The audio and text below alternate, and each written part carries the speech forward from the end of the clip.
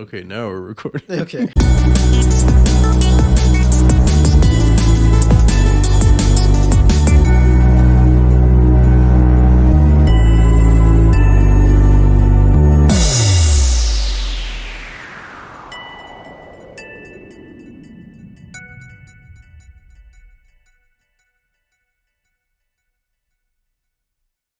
How do we?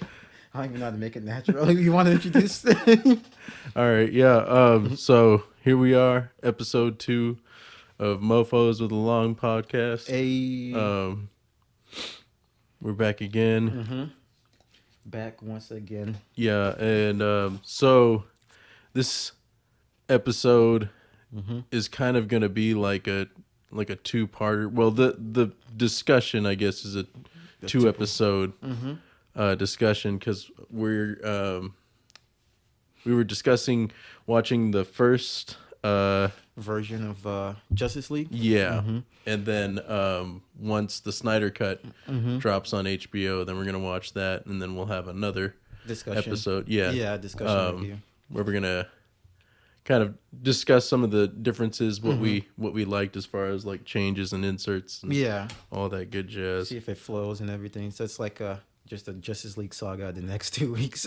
Yeah. Yeah, so this is part 1. I'm ready for it. Yeah, same.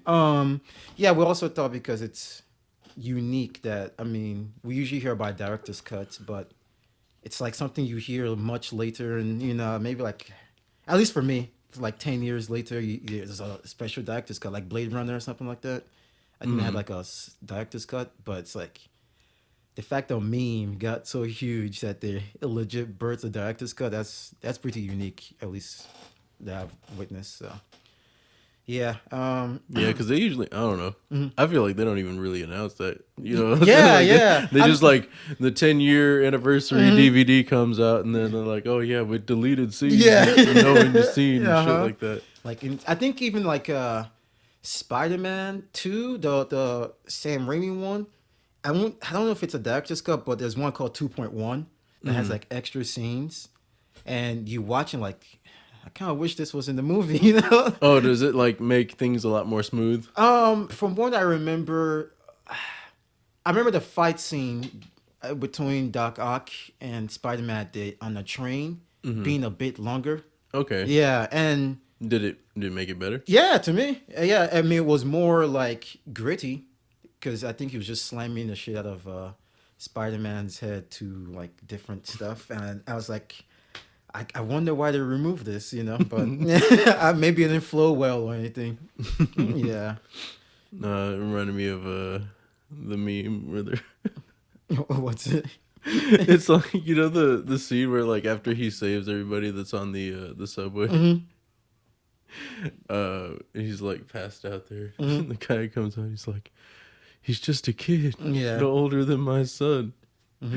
And then Tobey Maguire's there looking like 30-something. I mean, that's just being factual, man. I'm pretty sure that guy had to be at least, 29 or 31? 29 to like 31 when he did that movie. Yeah. Yeah, it's crazy how, like, well, we're going off topic, but like the first 2 series of Spider-Man were like played by people in their late 20s, supposed to be in high school. Right, yeah. I mean, well, in their defense, the first, like, the first Spider-Man, they didn't really, like, spend that much time in the high school part. True. I think even the second one, too. I mean, the Andrew Garfield. It's always weird when they gotta, like, I don't even, like, de-age people for, like, just a flashback segment or something like that. Yeah. You seen Dexter? Yeah. Who did DH? Michael C. Hall for a flashback scene really? when he's like a teenager talking to his dad, bro. That motherfucker is too big, man. I'm like, I don't believe this is a teenager. I think this is a grown ass man trying to look like a teenager. Like an undercover cop. Hey kids, where's the hashish? But speaking of actually like bad like effects with people's faces, this kind of ties into Justice League, the way it starts. I know everybody's ragged on about the mustache. At this point, it's known that Cavill was going to do a Mission Impossible movie, and Oh, was that the movie he couldn't shave for? Yeah, It yeah. was Mission Impossible? Yeah, it was Mission Impossible. I stopped watching those. Was it good? I haven't seen it, but I Oh, heard okay. it was good. I heard the fight scenes were really good. I've seen some of the fight scenes on YouTube. Was this the one that he like jumped out of the plane Oh, and I stuff? don't, Like I don't all even that know at this extras? point. Yeah, at this point, dude, with Mission Impossible, it's just like when I see the commercial, I'm like, all right. I don't know which one it is. I just know Tom Cruise runs a lot. So, but yeah.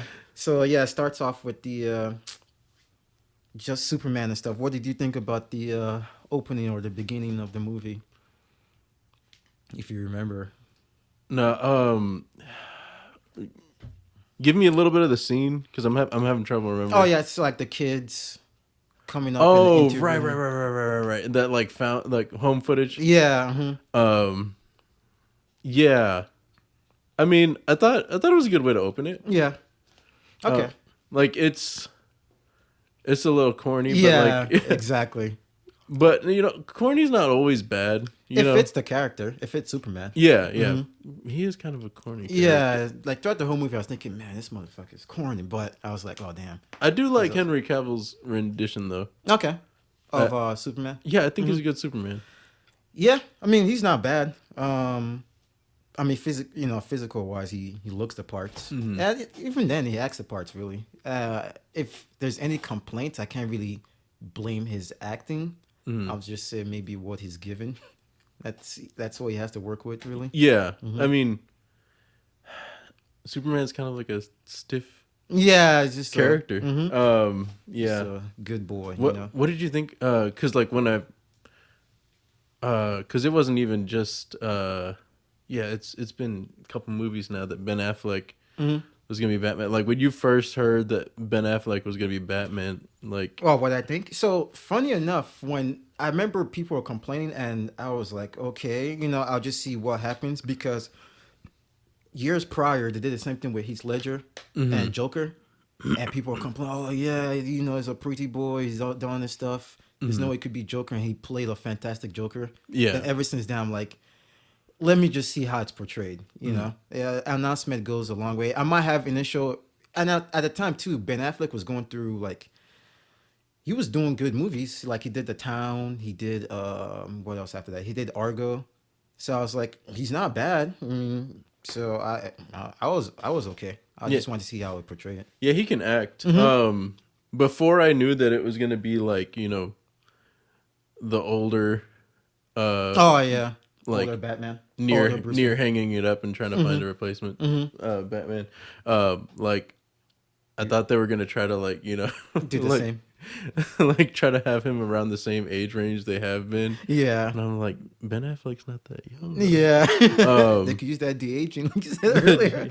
No, with the Michael C. Hall, they didn't even like throw any effects on it, bro. Like they literally just gave him like the Bieber swoop wig. Oh yeah. And then he's sitting there trying to act like he's a teenager, bro. I was like, no. They could have done that with Ben Affleck, giving the Beavers. Give him the Bieber swoop. Yeah, the Beavers.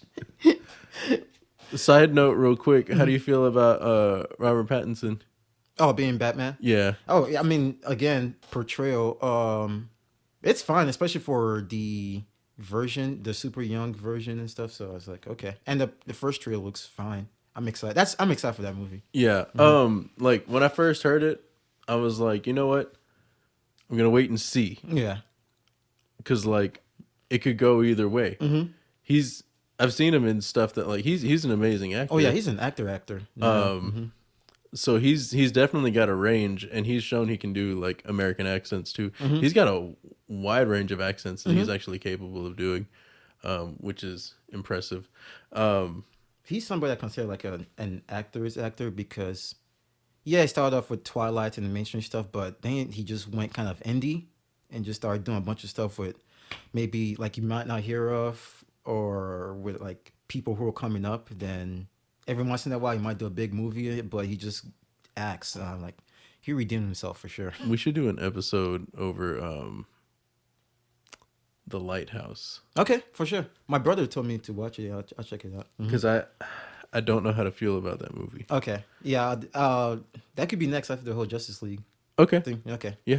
Let's get back to Justice League before the viewers are like, all right. You know? So yeah, when I heard Batman, you know, I didn't know what age range they were going to try to put him in. So I was like, I don't know. Yeah.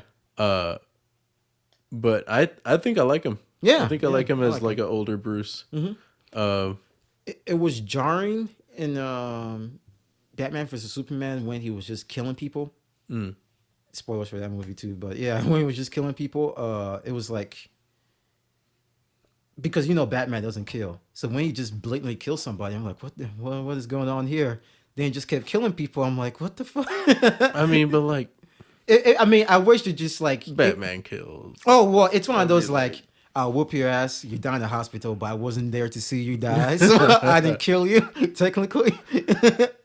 But yeah, or Batman kills. That's like the whole like the BS with the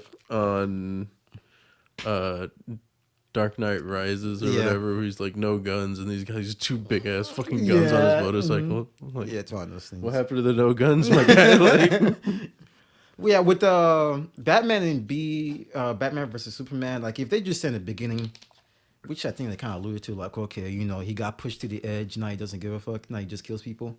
I'll be fine with that. Like, but it was just kind of jarring knowing, you know, just having that knowledge, you know, like. Maybe that was in the director's cut. Yeah, maybe. I mean, which there was a director's cut of that one too, but I don't remember what really changed it. I think they had more blood and stuff. But, oh, really? Oh, okay. Yeah. Right off the bat, I don't like. This is probably a bad way to start off the episode. I don't have a whole lot to say about the movie either way. Yeah. It wasn't bad, but it also wasn't like, it's not on my top 10. You know what I mean? It was entertaining. Yeah. While I watched it. I mean, it took me like 3 tries. Yeah. I kept falling asleep. Not because it was boring, just because, like, you know. Bad timing. Yeah, bad time watching it when you're tired. Yeah. But yeah, one thing that, like, kind of jumped out at me, or didn't, however we want to look at it, I remember a lot of people complaining about the upper lip.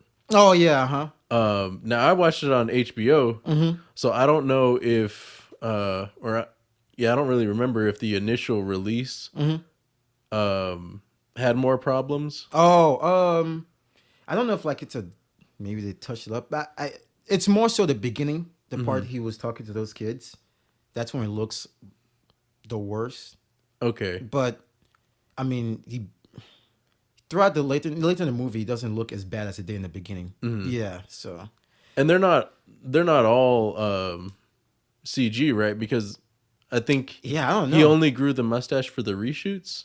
For the no, because his character in the Mission Impossible had the mustache. Yeah, yeah. And so, but he had it clean shaven like through the initial filming, right? And then, like, I think for the reshoots, yeah, maybe I don't remember too much about the release of. I mean, that whole background with the release of that stuff.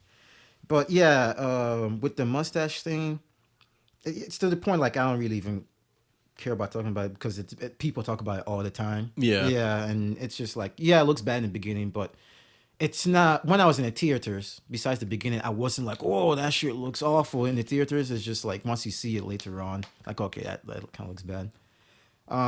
Like you, I don't know. I didn't notice it really. Oh yeah.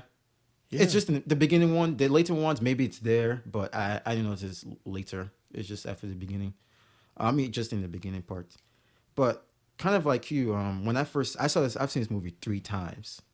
Now, the first time I saw it, all 3 times, it's just like, I just felt like, okay, you know, it wasn't like you said.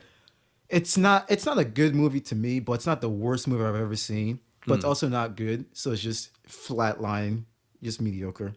It has some decent scenes here and there. It also has some corny ass scenes. Yeah. And I'm just like, okay, you know, it is what it is. And that's how I felt about the whole movie. Like, okay. Everything that happened.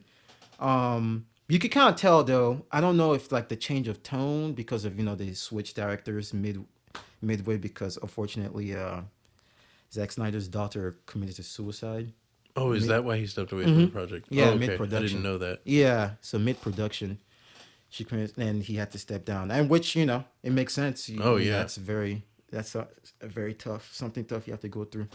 Yeah. Then Joss Whedon came in, which I thought was kind of funny because I put Joss Whedon on the same level I put J.J. Abrams now, not in skill wise, but just the fact that J.J. Abrams he directed a Star Wars and a Star Trek, movie. And, those fan base usually clash. And Josh Whedon did Avengers, now Justice League, and those fan base usually clash too. But it's just kind of funny how that worked out. But yeah, you can kind of tell the movie's somewhat disjointed. Did you feel that way watching it? I don't know if disjointed is the word I would use. The tones for certain things kind of like some of it is like, was the tone supposed to change there? Yeah. You know what I'm saying? Like, Do you think of a scene or just something you felt throughout? yeah, just kind of, I don't know if like the directors brought like a different energy. There's certain like, I don't know. I don't know how to explain it. No, I understand. Like, yeah, I mean, different directors have like different styles and tones, and like Tim Burton, Yeah. a Tim Burton movie when you see a Tim Burton movie, so you kind of tell maybe if he did something like, okay, that's definitely something Tim Burton would do, Yeah. Yeah. So I know what you're trying to say. Tim Burton Batman. Oh my God, Tim Burton Batman. Like I said, the first one, like, Warner Bros. Like, hey, this is it. You have free reign for the sequel. Just like, do whatever you want. Yeah, man. Tim Burton's like, okay. Yeah, he did. Yeah. But another thing too, yeah, with this movie, yeah, and some scenes I felt it like, yeah, like the Flash when they met the Flash, played by Ezra Miller, which he's one of the positives about this movie because he seems like him and is it Jason Momoa? They seem like they were having the most fun in this movie. Like making the movie? Yeah. Like they just seem like, maybe it's because their characters were also written in a fun way, but they seem like whenever they're on screen, I'm like, okay, at least they're having fun, so I'm having fun with them too. But like the scene he was introduced when he's just like talking real fast and like, oh, what is brunch and stuff like that. I'm like, I don't know. This seems like I don't know who did it, but this seems like a Joss Whedon type of humor that they might do in Avengers type shit, but they're doing it here. But it's funny because then you have like brooding Batman or Bruce Wayne trying to talk to him. This guy's just high energy, and it clashes so much. I that might have been done on purpose, but that made me laugh out loud so many times because just their character traits just clashing. Yeah. But yeah, it's like but yeah, in the introduction scene, I was just like, yeah, this seems kind of added, and if it's not, it still seems to me the joke didn't hit. But it's just like, okay. I think to focus more kind of like on the Flash, I think Barry was used a lot as like the comedic relief, you know what I'm saying? Yeah, I know. Show and stuff. Yeah. And so it, every time you see him doing something, he's like kind of awkward. That it's gonna be like something funny's coming. Every time he's like on the screen, something funny's gonna happen. Most of the time. Yeah. Not all the time. And I think that may have taken away from some of the Like serious moments. yeah. Like when he goes to visit his dad. And not to say anything against Ezra Miller, because I think he can act. Yeah, he's a good actor. The stuff I've seen him in, he can do the serious. I don't know if like maybe the shots were, there's more to the shots. In the Snyder Cut, but I feel like these ones kind of like within the shots. I think a character kind of going through that with his dad would like take long. And I know he's Barry Allen, he's the Flash, so like everything is like you know, supposed to be like lighter. yeah, Mm-hmm. and he's moving fast or whatever. But Yeah. I thought he could have like taken more time like processing some of the stuff. Mm.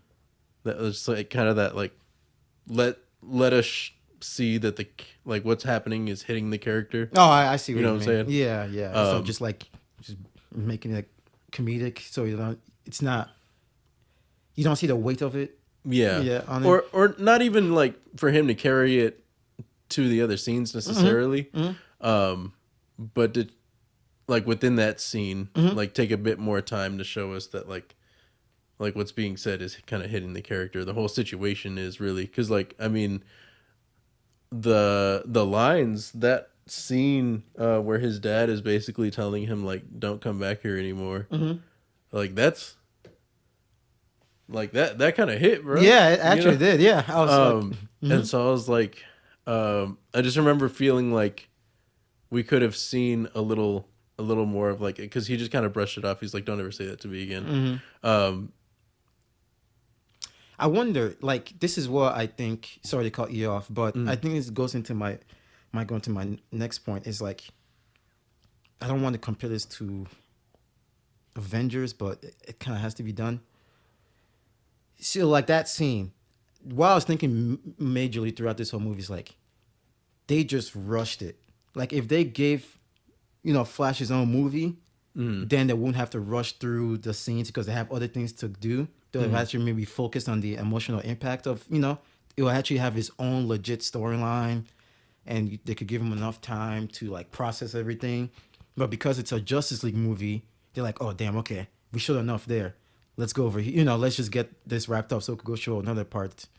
And let's get this wrapped up so we could go show another part. Because that's something they kept doing throughout the whole movie. Like, not only with the Flash, but also like Aquaman. Because, a lot of people, most common people don't really know about Aquaman, but it's just like, you could tell like some of the scenes they did is just like, okay, now we have to find a way to like at least let the viewers know about Aquaman a little bit, about some of his powers a little bit. Oh yeah, okay, we're done with that. Let's do the same thing for Cyborg. And it's just like, if you just, just pace yourself and did the long route of giving each character their own movie, then you wouldn't have to do that in this one. Then it could just be like a legit Justice League movie. I see what you're saying, but like you're talking about Warner Brothers money versus Disney money. You know what I mean? Like, I don't know. It's just like, I just think there definitely was a change in film after the Avengers, and I think DC saw that just like, yeah, we're not gonna do any of that groundwork, man. We did because in Batman versus Superman, the way they introduce these characters is just having basically a snippet of their logo and of like a vignette on them on a computer. I'm like, that's how you introduce legit members of this team. I'm not saying, somebody just scheming through and watching a bunch of like a 30 or maybe like a 30 or like 15-second clip of them. It's just kind of weird, but you could definitely. So you think they should have set it up more in Batman versus Superman? No, I think they should have just taken their time. Okay. Like, yeah, let Batman vs Superman be in their own movie, or but at least give the other characters their movies too, like they did with Wonder Woman. So if you notice, they didn't really focus too much on any like Wonder Woman storyline in this. Like they might show her homeland. I forgot the name of it. But there's no need to like establish her as a character because she already is. Yeah. Because I think Aquaman's standalone movie came out after. Yeah. And you could tell too because they introduced, what's her name? Is it Mira? Amber Heard's character in this one, and it kind of like their interaction seems very awkward when you watch both movies. It just kind of clashes how it was in this movie. Then when he actually gets his own movie, it's almost like, I won't say a retcon, but it's like you have to just like, if you watch them back to back, like their interaction seems kind of weird for people who've met before. Like their chemistry was different in the two movies? Well, just their initial meeting, was kind of weird. But then they established more in their own movie. but it's like I'm trying to think because, like I said, I don't want to compare it to Marvel too much, but okay, maybe there are some characters you might not need to give a full movie, like Black Widow and what's his name, Hawkeye, in the Avengers, but they put them, especially like Black Widow, they put Aren't her. they getting their own anyway? They are getting on now, but like at the time before the first Avengers movie, Oh, okay. they kind of attached them to another superhero movie, but you get to see enough of the character to, that you get to see them like, okay, I don't know their backstory really, but I know what they do. I kind of get a sense of their power and see how they could fit into this team. So that means when they find in an Avengers movie, they didn't have to force all that in, like they had to do with this movie. Yeah. Okay. Yeah, I see where you're coming from. Yeah. And maybe we'll get to see more of that with the Snyder Cut. Yeah. So I'll be interested to see if like they do a little bit more character development because it seemed a little rushed. Yeah. Going back to your Flash, Steve, but that motherfucker cannot run for shit, man. The way he runs looks so weird, There's like you're talking about just the way his run yeah, looks? it's like his form. His form looks so bad. Like his later on you may be able to find a clip and attach it, but it's like he's like almost like a baby deer trying to walk type thing, That's what it looked like. It's like how people train before movies? Like they didn't train this guy how to run properly. But yeah. Yeah. Yeah, because I know like when you watch the Flash TV show, like that guy's got have you seen it? No. I was thinking like the early is it 90s one?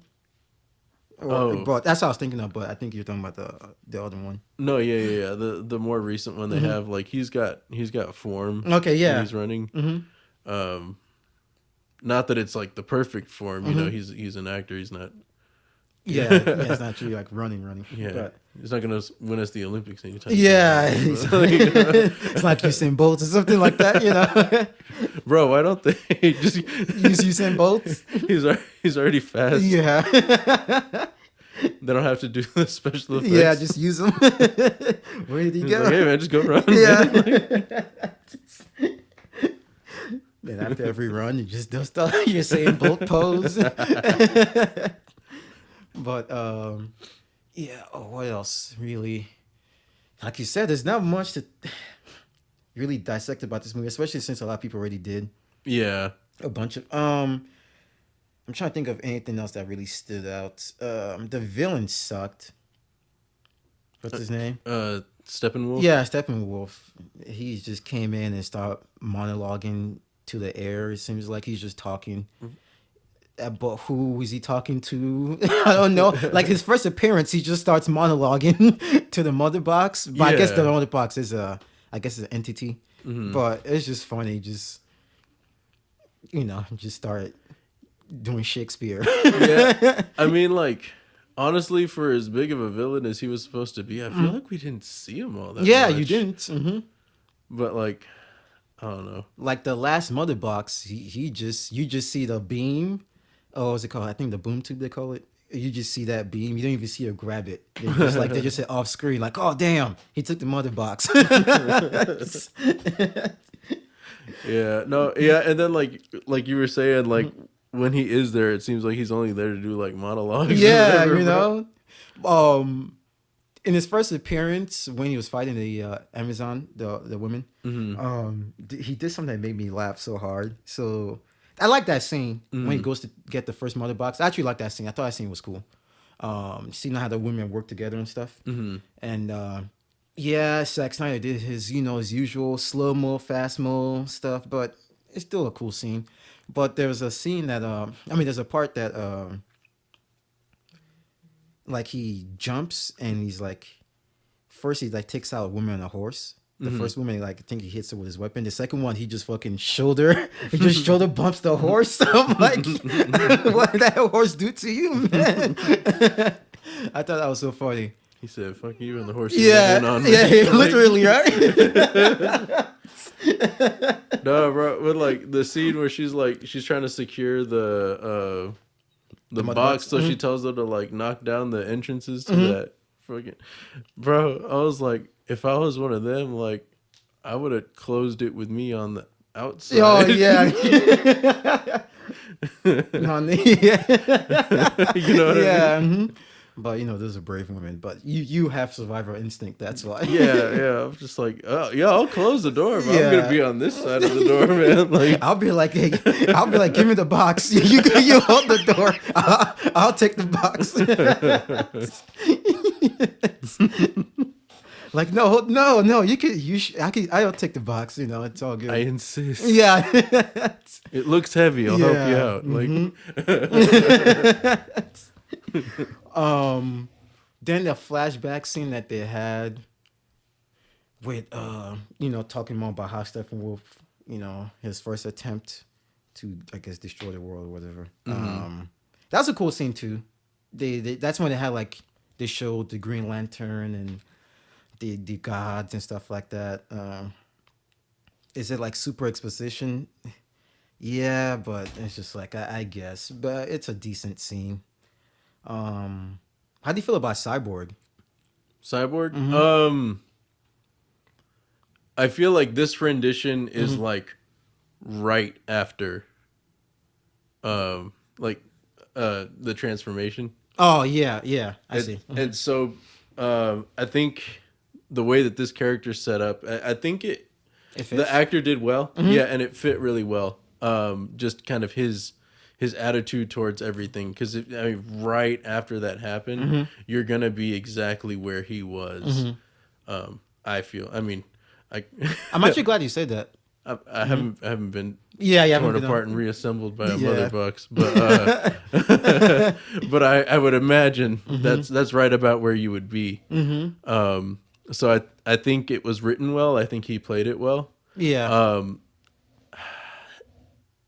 If they would have used more, I know it's hard to have a character like Cyborg with so many moving parts, and like to even attempt to do it like practical. Yeah. But I feel like the fact that it was like heavily CG dependent, that it's not gonna hold out Yeah, in over the future. time. Like when we're watching it 10, 15 years from now, Yeah.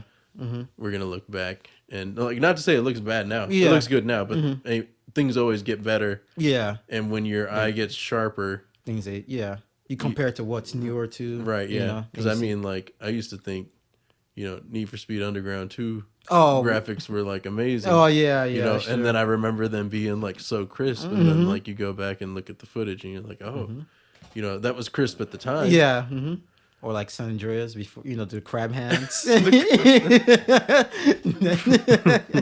Go Back- handle my business. Yeah. Back then, the crab hands, that's all we got, man. But now I actually have fingers. Bro, yeah, no, I remember like the hands were just like balls at Yeah. the end of the arms for like Spider-Man 1. Oh, yeah, huh? That was good graphics back then, man. Yeah. But yeah, I know what you mean. Yeah. So like I know Cyborg is kind of a hard character to do practical effects with. But I think like and overall just a superhero movie is hard to do practical effects on. And so for that reason, those like super intensive CG shots, like I think they're not going to hold up over time. Which is funny because you say that. It seems like the Snyder Cut he's going full CG even more. So like I saw a trailer and Darkseid, he looks decent, but it's also like, man, in a couple of years this isn't going to look good, man. Oh, Darkseid? Yeah, Darkseid in a new, because Darkseid's in a Zack Snyder Cut. Okay. Yeah, Darkseid, you know who? He's like he's basically like Dirt Thanos. Yeah, he's in the if you ever watch the Justice League cartoon, he's the one that looks like a brick. But and Steppenwolf is even more CGI'd in a Zack Snyder Cut. Oh, okay. Yeah, so he has like a suit that just has a bunch of like Spikes? spikes. Thank you. But going back to what you said about Cyborg, I'm actually glad you said that.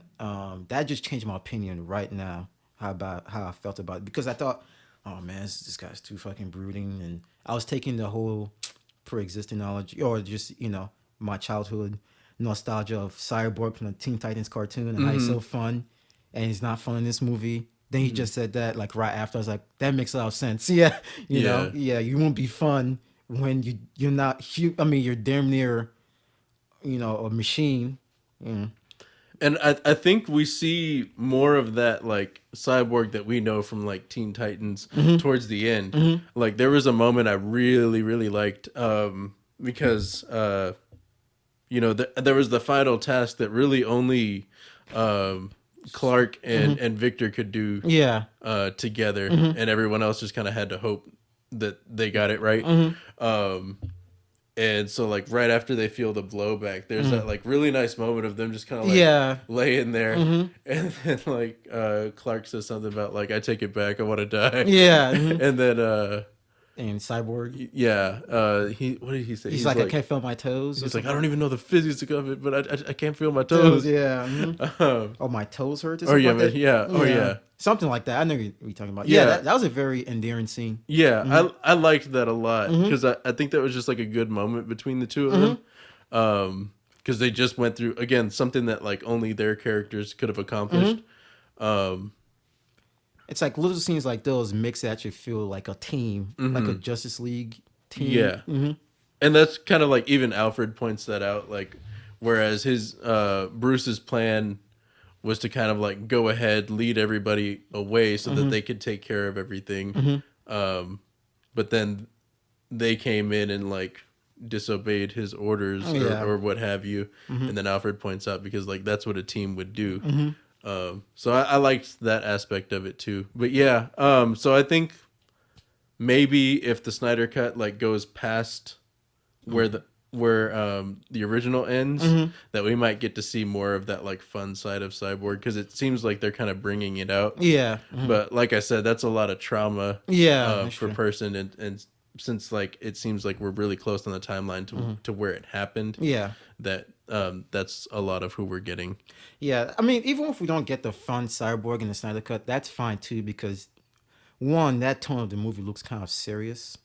So, I mean, maybe it'll be good fun, but they kind of have to flash for that. But if it doesn't fit the tone, don't force it. Yeah.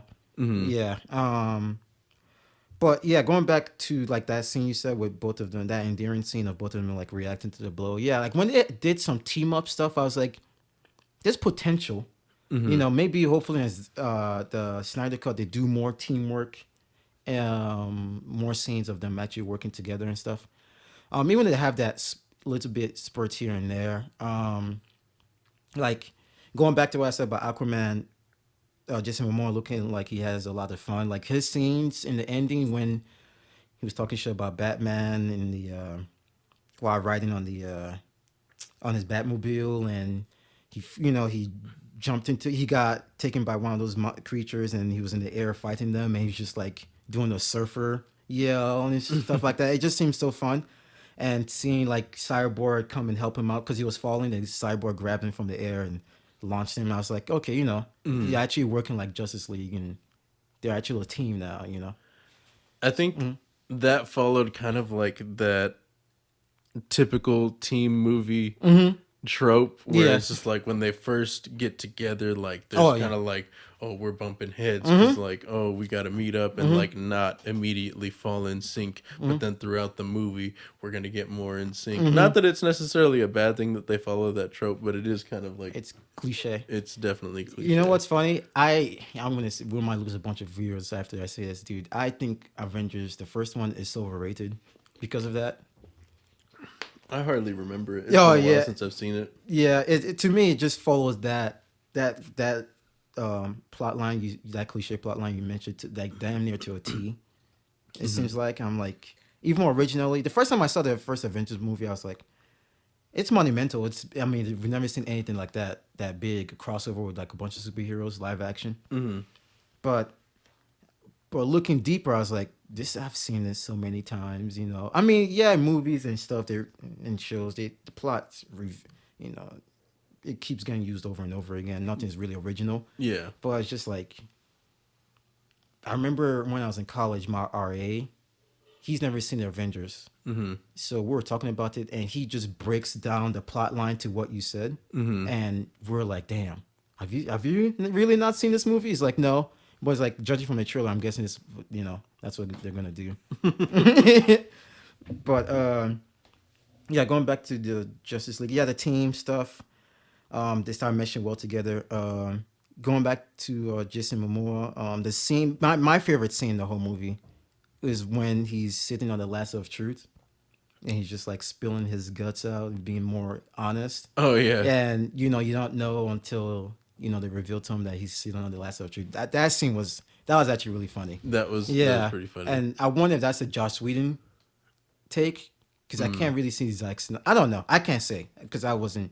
But it seemed really, it was really funny. Yeah, that was a good scene. I liked that one, and then when Barry sees the bat signal, yeah, that's my second favorite scene. he's just like, he's like, "That's the bat signal. That means we gotta go." And he's like, "Yes, that's what that means." Dude, all 3 times I've seen this movie, I always laugh out loud. That scene. That's what I was talking about, their interaction. Yeah, because it clashes so much, and you just see Bruce like, "Oh my god, this goofy asshole." He's man. like losing his patience. With Yeah. this kid, But it seemed like they didn't really care about secret identities in this movie, man, because like when Aquaman and Bruce Wayne were talking, when Batman goes to meet him, like at the place where speaking Icelandic,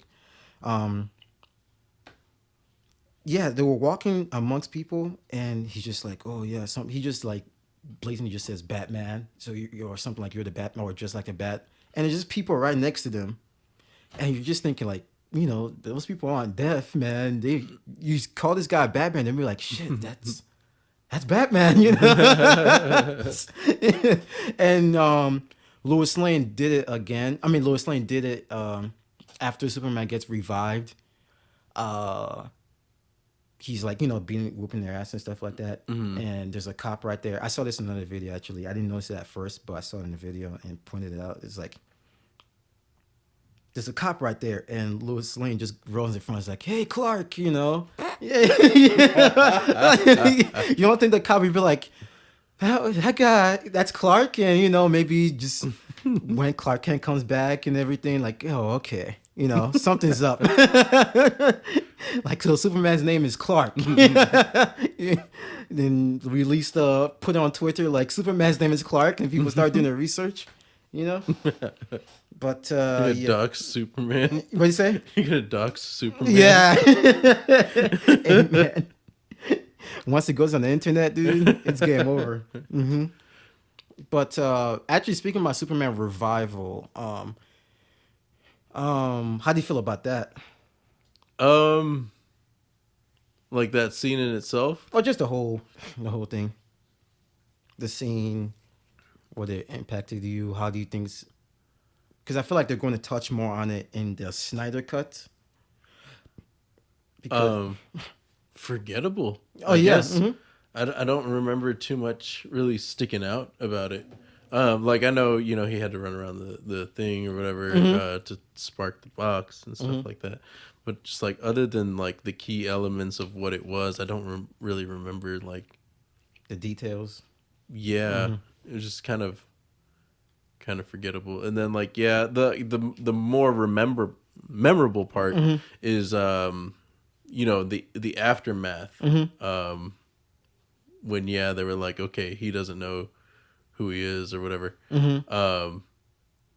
That part I thought was like pretty good. Like everyone like got their moment of like facing off against Clark. I thought it was really cool. The scene where like Barry, who like he hasn't spent a lot of time around supers, he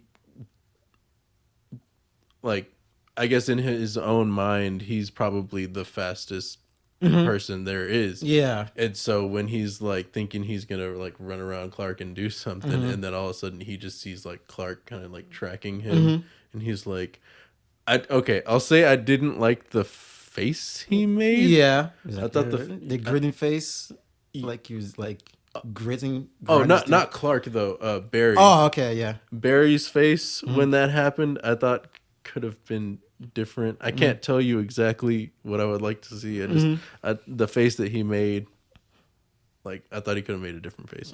But I did like that scene where he's just like, this is probably the first time he's ever seen someone like move as fast as he can. And so I just liked that shot right there. Yeah, that's a cool scene. That's a cool shot. Yeah, there's not much. Like you said, it's just forgettable. The whole to me the revival thing. I think the Amazonian scene is probably more memorable than the. Yeah. And I don't want to harp on this person too much, but I might go on your whole John Cusack. Not even a rant, but I just don't think Gal Gadot can act, man. I don't think she could really act, and it just when she's like, what's his name? Kyle. What's his Superman's name again? Kal-El. Kal-El. Yeah, I was like, oh, did she say Kal? No, or Clark? No. She just said something like, oh my god, that sounds so bad. But hey, I mean, she's getting paid. I'm not. So, yeah, that's one thing that stood out from that scene. It's just like, oh, this acting's bad. Ben Affleck also kind of made me laugh in the scene when after I think Superman attacked him. Did he? Yeah, after he attacked him, he's like, "Oh yeah, something's definitely broken." Something's bleeding. I thought that was kind of funny. Yeah, I liked that. Now, kind of, I think you were touching on it. You were kind of getting there, but I feel like, again, that's kind of like the character. For Gal. Oh, yeah. okay, I see. I think it's kind of like that kind of like more stiff character. So she's kind of like she's got to keep that like strong. She's an Amazonian woman. Yeah. Like they're all like kind of stiff.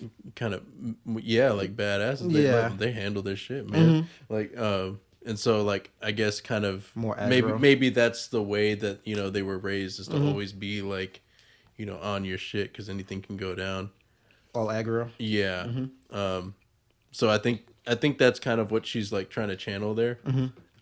I thought she did a okay job channeling that, but like I mean, at the end of the day, like if you don't think I haven't really seen her in too much else, I will say. Yeah. The stuff I seen her in, I think she's in a movie called 999. Her acting wasn't good then. That just sounds like a movie that wouldn't do well. Oh yeah, no, it didn't. Did that make it to theaters? It did. It was with what's it called? Woody Harrelson. Actually, Ben Affleck's brother, Casey Affleck. Who else? Anthony Mackie was in it. When did this come out? This came out like shit, dude. It was kind of forgettable. 2015 or 14, and it's on Netflix. It's kind of a forgettable movie. It's watchable, and I think that it had potential, but it just kind of the execution was kind of bad. But then there's another movie called Is It Self or something like that. Man, you're hungry. Yeah. Yeah, but actually that's a discussion for another day. But yeah, going back to this whole thing. So, from what I've seen with how they're going to do with this Zack Snyder cut, I think they're going to do more with Superman's revival because they gave him the black suits, and which is like a callback to what happened in the comic books. So I'm guessing the hardcore fans will be happy about that. So they might have more scenes of maybe him getting used to coming back. Who knows? That's just speculation. Yeah, I don't know how. So there's not much I can say about this movie besides it's just mediocre. Nothing really memorable except no fight scenes are really memorable to me except the comedy scenes with Aquaman and Barry. Then I'm more so just want to start talking about what I expect from the newer version. So the Zack Snyder cut, I guess it's going to be more violent because it's rated R. Oh, really? Okay. So, it's going to be more violent. I just don't know how they're going to insert Darkseid, but I guess that's why it's 4 hours long now. So, but to me, it's like in what area can they insert Darkseid? Can they do it in the beginning, or is it in the middle, or the ending? From the scenes I've seen with Darkseid, it looks more. It has that same visual tone it did during like the Amazon the Amazon scene. Those scene that they're trying to grab the mother box. Steppenwolf's first appearance and the flashback. It has that same color grading and everything. So I'm wondering if it's like a flashback to flesh out Steppenwolf even more before it comes to Earth and show more about the mother box and stuff. Because I don't know how they could just kind of put him in the middle or the end. Yeah. So it seems like it'll give more backstory about Steppenwolf and his motivations before the movie kind of kicks off. Yeah. Okay. I could see that. Yeah. I could also see them trying to do it at the end, but like, Oh, really? if they try to stick it anywhere in the middle, Yeah. I don't know if it's gonna work out well. Yeah. What else? I think they're just adding more scenes, which to me, I mean, I don't know what's going on in the background. To me, it just, my opinion,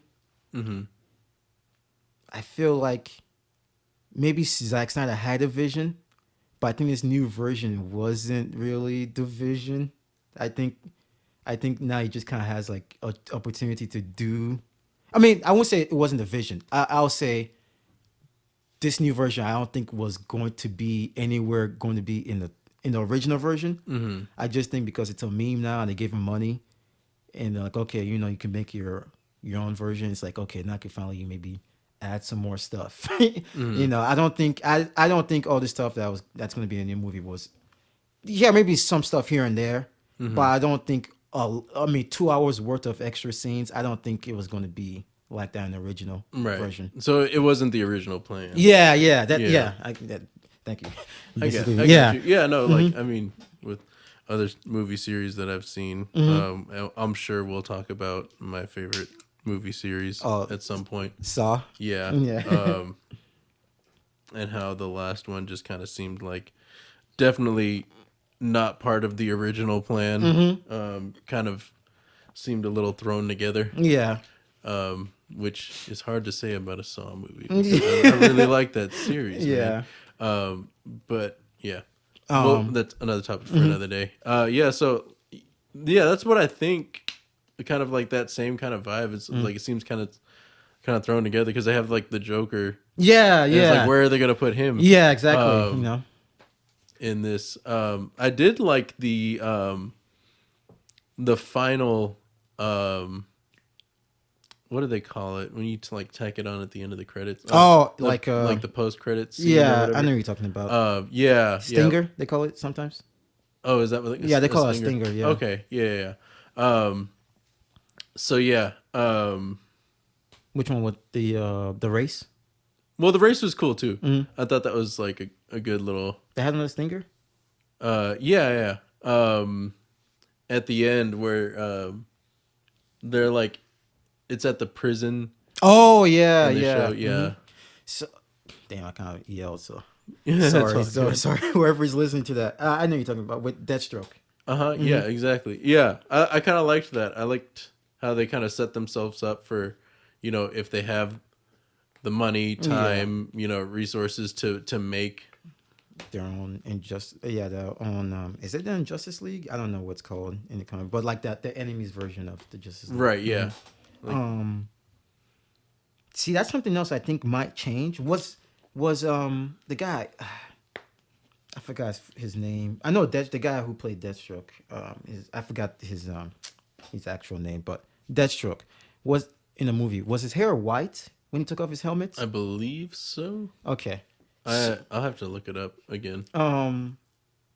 But he was definitely like older. Yeah. Slade Wilson. Yeah, Slade.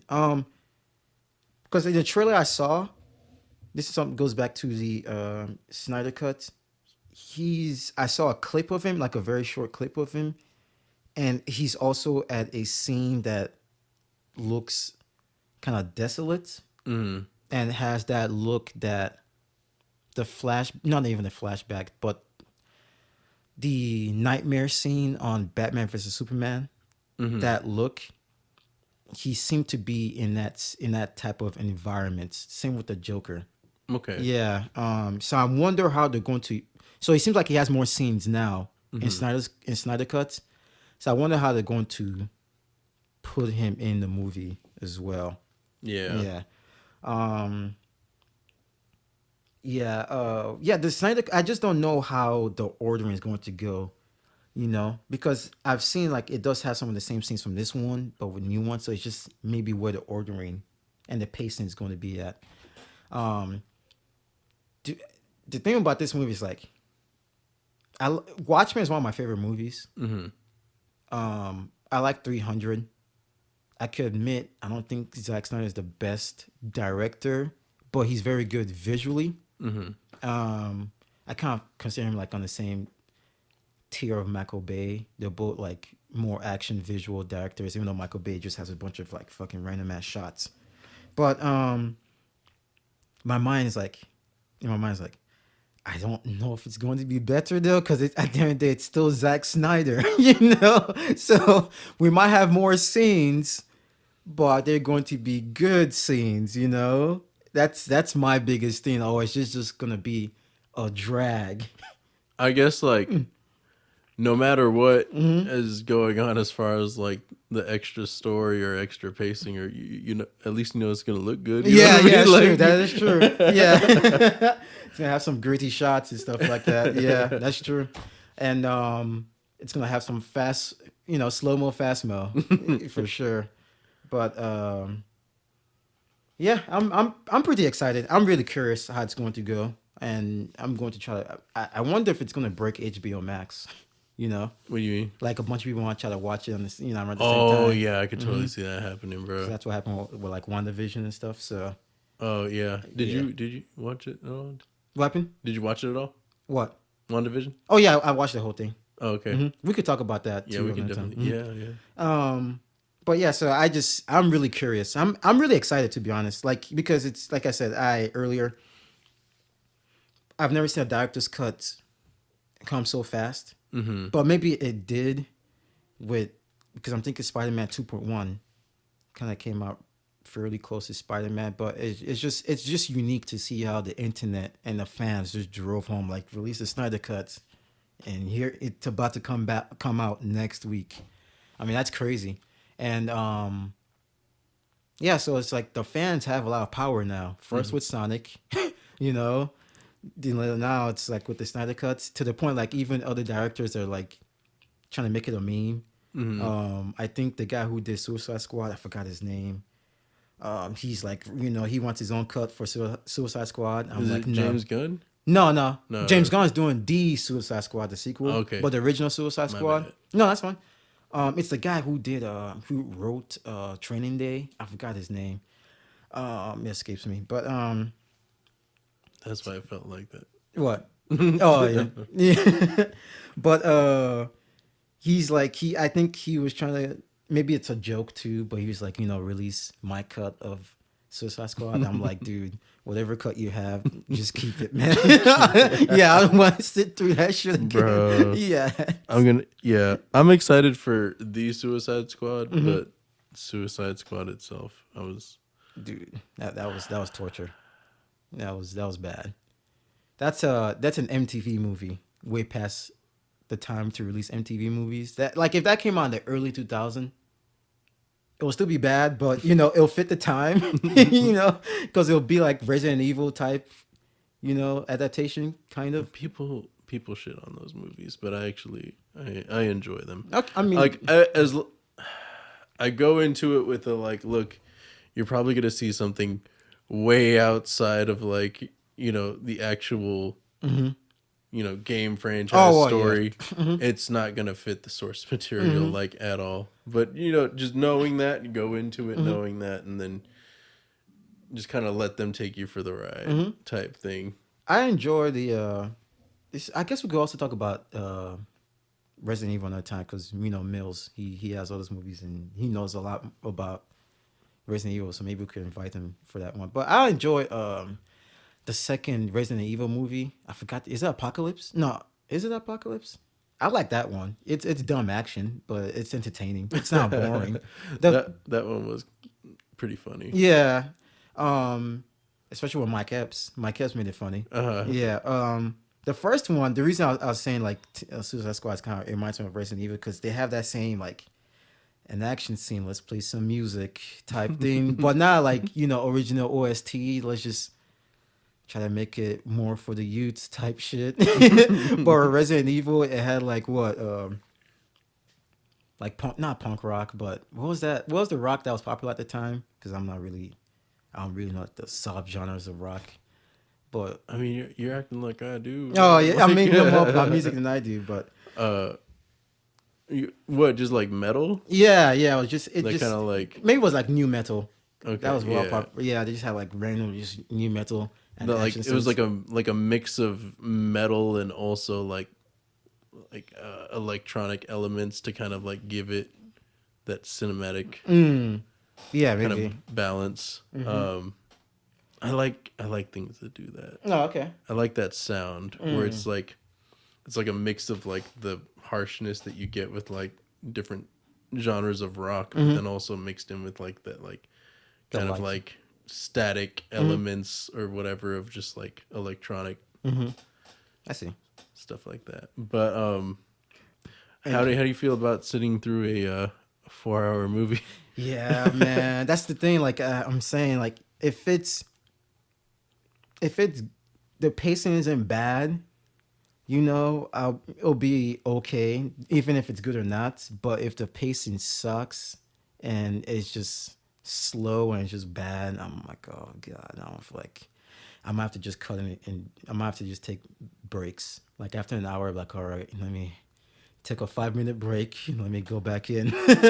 Did you ever do any of the Lord of the Rings extended editions? Yeah, I did. You The did? first two, yeah. The first two were like exactly three. I think the first one was damn near exactly 3 hours long. Oh wait, maybe that wasn't the extended version then. If it was No, 3 hours. I think like pretty much all three of the extendeds are like 4 hours. Oh, okay. Yeah. Then I guess I've only seen the original for the first two. Those were long, but the first one, the pacing was so good and everything, I didn't really feel it. The second one, to me, it wasn't as good as the first one. I won't say it's a bad movie, but it just wasn't as good as the first one. So I felt it more in the second one than I did in the first one. But I'm trying to think of other long movies I've seen that is just, I don't know. Christopher Nolan does some long movies too, right? Like The Dark Knights and The Dark Knight Rises, those were pretty long. They seem long. Yeah, and it was fine. I'm trying to think. The Watchmen, I think had like a 3.5 hour cut or 3 hour cut. And I don't know if I've seen that. And maybe I have, and I enjoyed it, but I just really like Watchmen. And this is before I even read the comic books, but to me, Watchmen might be my favorite Zack Snyder movie. But I kind of owe it to. I feel like I kind of put it because the source material was so good. Yeah, so even though he took some liberties, but he had to. So You seen the show? no, not yet. I know you've been telling me about the show, but I need. Regina King, man. Bro. She Yeah. like Yeah, she can act, bro. yeah. I think she won an Emmy for that. I think just all around it's a pretty good show. I need to check that one out. But how do you feel sitting through the 4 hour?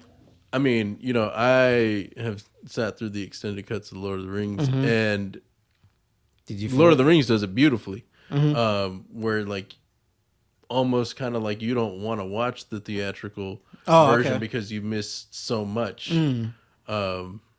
Like there's so much extra that goes on that I get why it was cut from the theatrical version, but like it explains more, it shows more, it flows more. And so that's kind of what I'm hoping for with this is like that it feels like a well-oiled machine, just kind of like everything just kind of works together to strengthen the movie. Okay. But I'm also kind of afraid of it just kind of feeling like the movie's kind of stumbling to kind of fit these like new parts into it. So I've got hopes, Yeah. but I've also got like worries on it. Yeah. It's just one of those things we have to see when we get there. You know. I'm excited though. I'm anticipating. You know. I'm really excited to watch it, and whatever it is, you know, it's good content for next episode. So yeah. Okay, man. Yeah. But yeah, you got any more if you want to add on? I guess just overall rating, I'd probably give it. I'll say 7 batarangs out of 10. 7 batarangs? Batarangs? Oh, Batarangs, okay. yeah. You changing the things? Last one was what, 7 chainsaws? 7. I Oh, said 6 chainsaws. Yeah. To me, it's mediocre. It's not enough to get me mad, but at the same time, I'm not excited to watch it. You know, it's usually background noise. Whenever I usually have it on when I'm coding because I don't have to pay attention. And when something loud happens, I look up like, okay, I'll see. Then I'll go back. If I have to give a number rating, I'm actually lower than you this time. I'll give it a 6. Nah, maybe a 5. Honestly, a 5. A 5? Yeah, because it's just mediocre. It's just like people who are like, "Oh man, this is the worst movie I've ever seen." Like, okay, you need to watch more movies. To me, like there's worse out there, but Neil Breen. Well, yeah, Neil Breen. That's a national treasure there, man. Neil Breen and Nicolas Cage. Those guys are my people. That explains a lot too in my taste of movies. But yeah, 5. It's just, and we'll see where this lies. You know, this comes into the Zack Snyder cut, whether it adds on to it or if the rating. I wonder if I'm going to grade more harshly with the Zack Snyder because now, I mean, you have more scenes and stuff, so.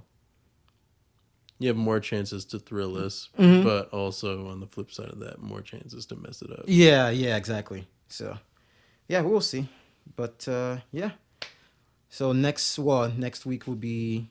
You want to do it as soon as we watch it, or maybe give it some time to. I mean, we'll see. Cause scheduling's always a. Oh yeah, that's always a thing. But yeah, I guess that about wraps it up for episode 2. Thanks for tuning in. What is it? Smash that like button and subscribe. Yeah, like every other YouTuber. hit the notification bell.